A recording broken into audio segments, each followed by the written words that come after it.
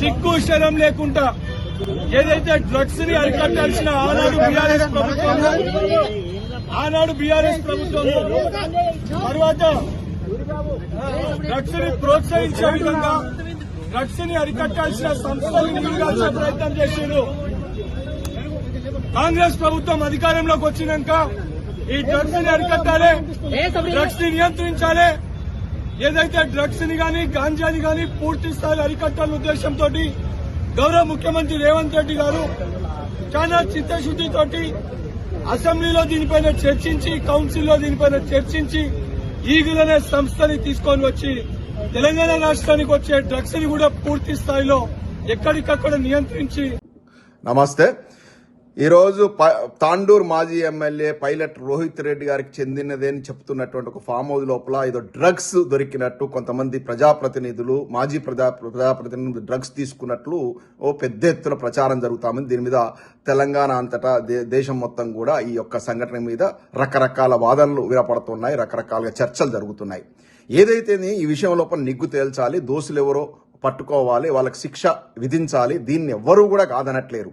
కానీ మోకాలికి ఏదో బోడగుండుకు లింక్ పెట్టినట్టు కాంగ్రెస్ వాళ్ళకి ఏదో కోతికి గనుక కొబ్బరి చిప్ప దొరికిన కాంగ్రెస్ వాళ్ళకి ఈ అంశం కూడా దొరికింది. ఎందుకంటే వీళ్ళ యొక్క సమస్యలు ప్రజలకు ఇచ్చినటువంటి వాగ్దానాలన్నింటినీ కూడా మర్చిపోయి 6 గ్యారెంటీలు అన్నారు, రైతు బంధు ఎగ్గొట్టిర్రు, మహాలక్ష్మి పథకానికి తిరుగుదకు ఇచ్చిర్రు, కళ్యాణ లక్ష్మి పథకం లేదు, వృద్ధాప్య పెన్షన్లు 2000 4000 పెంచుతా ఉన్నారు, మొత్తం సాగునీరు ఇచ్చే పరిస్థితి, ఇవాళ యాసంగి పంట పొలాలు మొత్తం నిండిపోతా ఉన్నాయి, కనీసం యూరియా ఇవ్వలేని పరిస్థితి, యాప్లను పెట్టి ఆ యొక్క రైతులు నడ్డి విడిచిర్రు, ఇందిరం ఇళ్ళు ఇచ్చి ఉద్ధరిస్తామని చెప్పి ఉన్న ఇళ్లను కూలగొట్టిరు, ఆ వెలుగుమట్ల మొత్తం కూల్చివేతల పర్వం, ఈ మూసి నది ఒడ్డునట్టు పేదోళ్ళ ఇండ్లు కూల్చివేతల పర్వం, వీటన్నిటి విషయం లోపల తలకాయ బొప్పి కట్టినట్లయింది. కాంగ్రెస్ వాళ్ళు ఇజ్జత్ పోయింది, ఎక్కడికక్కడ నిలదీసి అడుగుతున్నారు. వీటన్నిటిని ఓవర్కమ్ చేయాలంటే ఏదో కొత్త విషయం, రోజుకో సంచలన విషయం కావాలి. ఇవాళ పైలట్ రోహిత్ రెడ్డి గారి యొక్క ఫామ్ హౌస్ లో జరిగినటువంటి డ్రగ్స్ అనేటువంటి ఒక అంశాన్ని పట్టుకొని ఇక్కడ ఏంటంటే అసలు సంబంధమే లేని ఈ యొక్క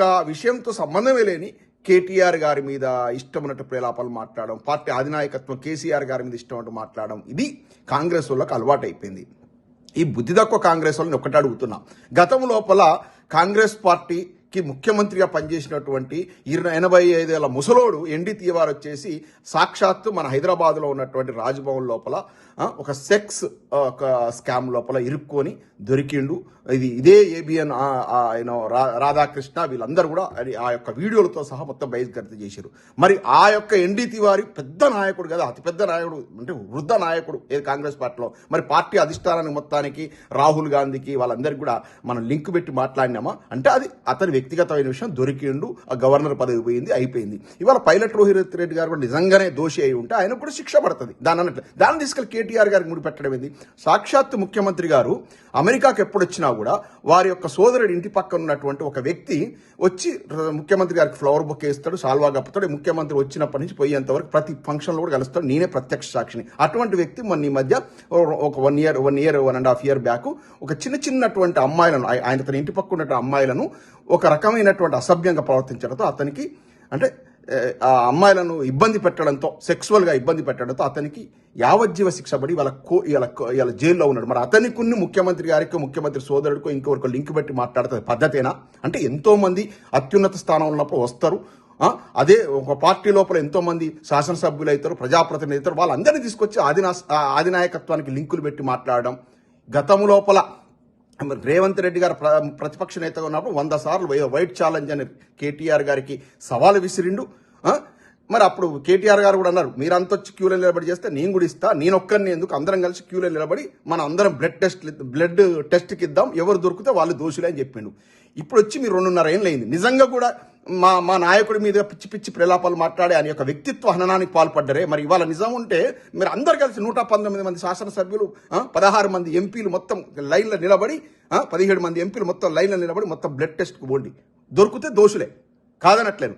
మీ ప్రభుత్వం ఉంది కదా, ఇవాళ పిచ్చి ప్రలాపనలు ఆ మురికి సుజాతనాల్లో కాల్వ సుజాతనాల్లో గటువంటి వాళ్ళను ఈ వ్యక్తిత్వం లేనటువంటి ఈ 33 పార్టీలు మారే ఈ యొక్క ఇందిరా శోభన్ లాంటి వాళ్ళను ముందు పెట్టి మహేష్ కుమార్ గౌడ్ ఆయన నువ్వు ఎన్నైనా ప్రత్యక్ష ఎన్నికల లోపల ఎమ్మెల్యే అయిన ఉదంతా ఉందా, నీకు ఏమైనా ఉందా? ఏదో వచ్చినావు ఆయనకు రేవంత్ రెడ్డి గారికి లాటరీ టికెట్లో సీఎం అయినట్టు నువ్వు కూడా పీసీసీ అధ్యక్షుడు ఇష్టపడి నీ లేవు. నువ్వు ఇలా పీసీసీ ఒక రాష్ట్రానికి కాంగ్రెస్ పార్టీ అధినేతగా ఉన్నావు, అధికార పార్టీ రాష్ట్ర అధ్యక్షుడిగా ఉన్నావు. నువ్వు మాట్లాడే మాటలేనా ఇష్టం ఉన్నట్టు? అంటే చిల్లరగాన్లో మాట్లాడినంటే ఓకే, మీలాంటి పెద్దలు కూడా మాట్లాడే కరెక్టేనా? కేటీఆర్ గారికి దీనికి సంబంధం ఏమైంది? అదే ఒక పార్టీ లోపల డ్రగ్ తీసుకున్నటువంటి పార్టీ లోపల పుట్ట మహేష్ కుమార్ అని ఒక ఏలూరు ఎంపీ దొరికాడు మరి తెలుగుదేశం పార్టీకి. మరి ఆయన తీసుకెళ్లి లోకేష్కి లింక్ పెట్టాలి, అక్కడ మంత్రి లోకేష్కి లింక్ పెట్టాలి, మరి చంద్రబాబు నాయుడు గారికి లింక్ పెట్టాలి. మరి పెట్టగలుగుతారా? మీ కాంగ్రెస్ పార్టీ ప్రబుద్ధులు నానా తతంగాలు, నానా స్కామ్లలో ఇరికిర్రు, సెక్స్ కుంభకోణాలు ఇరికిర్రు. డైరెక్ట్ శశి తరూర్ గారి వైఫే చనిపోయింది, అతను పెట్టేటువంటి ఇబ్బందులని ఒక ఇది ఉంది, ఒక కథనం ఉంది. మరి అన్నిటిని పోయి రాహుల్ గాంధీకి లింక్ పెడతామా? రాహుల్ గాంధీ ఇవాళ 55 ఏళ్ల వరకు పెళ్లి చేసుకోలేదు, పబ్ల చుట్టూ తిరుగుతాడు, చైనాకు పోయి మొత్తం పబ్లలో డ్యాన్స్ చేసిన వీడియోలు బయటకు వచ్చినాయి. అవి ఎంతవరకు నిజమో ఎంతవరకు అవాస్తవం తెలియదు. మరి అలాంటి వాటి మీద మేము కామెంట్లు చేసినామా? అంటే వాళ్ళ యొక్క వ్యక్తిగత జీవితాలు వాళ్ళకే లిమిట్ చేయండి, వేరే వాళ్ళకు లింక్ ఎట్లా పెడతారు? ఎక్కడ కావాలి అక్కడ, ఎక్కడ కావాలంటే శరీరంలో ఉన్న ఎంట్రికలు ఎక్కడ కావాలంటే అక్కడ బీక్కొని టెస్టులు చేసుకోండి. మా నాయకులే ఎవడన్నా వద్దన్నాడా? ఏం మాట్లాడతారు? అనవసరమైన విషయాలను తీసుకొచ్చేసి ఇవాళ సమస్యల నుంచి పక్కదాగు పట్టించడం. ఇది ఒకటి దొరికింది, కోతి కొబ్బరి చిప్ప దొరికింది, ఇది ఒకటి దొరికింది.